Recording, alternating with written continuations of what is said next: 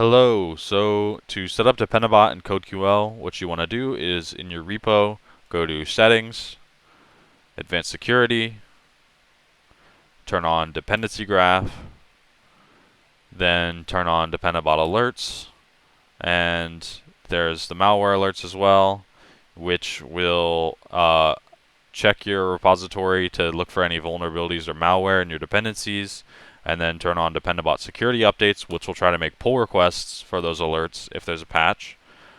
Then there's the group security updates, which will try to put them together as much as it can to lower the amount of pull requests you're getting.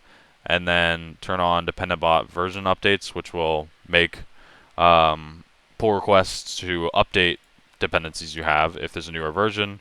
Now you have to say what package ecosystems you want. You can set multiple. For example, let's say I want to update npm dependencies, so I would put that in there. And there's a lot of them, I believe, but you can look for them in the documentation. But I know that npm is one of them. And then it'll check your whole repository with this, I believe. And then this is how often it'll run it. So then you can commit the changes. And then back in your settings for CodeQL, what you want to do is you go to here, and then I think for most people default works fine. It'll look for what languages you're using in your code to know what it'll need to run, and then this is like the queries it's going to run in your code to scan it, and then this is what's going to run it, and then it runs on push and pull requests and on a weekly schedule. So if you wanted to change any of that, you could set it up manually with the advanced setup, but I think for most people, just the default is going to work fine, so you can see it's setting it up now.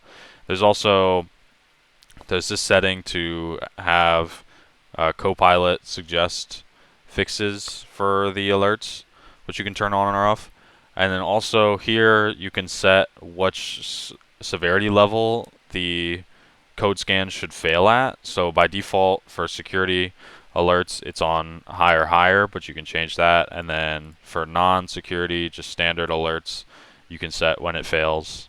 So those are all the settings you set, and we can see them if we go to pull requests, if we go to security and quality, we can see CodeQL found that this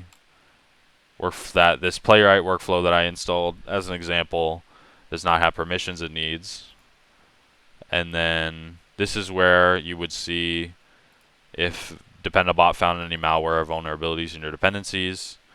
And then the pull requests is where Dependabot would try to would open pull requests if it found that any of your dependencies need to be updated.